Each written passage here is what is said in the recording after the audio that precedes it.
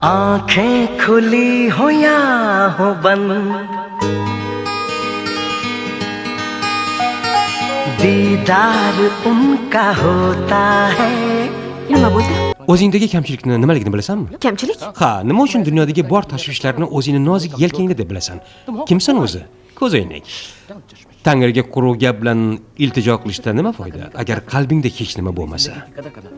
O'zingga chetdan nazar tashlasang, nihoyatda ko'p narsaga egaligingni ko'rishing mumkin. Shodon hayot kechir, kul. Kim biladi? Erta bo'ladimi yo'q? Oyijon, biz bu hayotda bir marta yashaymiz. Bir marta o'lamiz va bir marta uylanamiz. Bir marta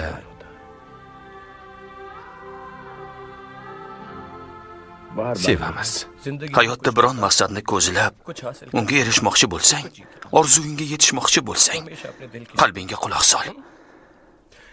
Javob topa olmasang, ko'zlaringni yumgin-da. Ota-onangni ko'z oldingga keltir. Shunda qiyinchiliklarni osongina yengib o'tib, maqsadingga albatta yetishasan. G'alaba seniki bo'ladi. Faqat seniki.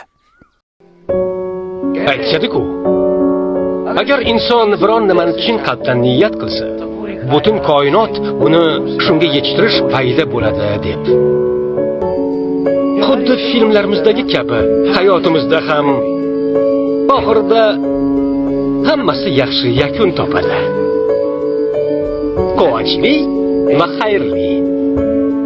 Mabodo agar yaxshi bo'lmasa, unda hali tugamagan bo'ladi. Nimayam derdim. Katta shaharlarda ham kichik ko'ngilsizliklar bo'lib turadi. Senyorita. तलब तलब तलब बस तेरी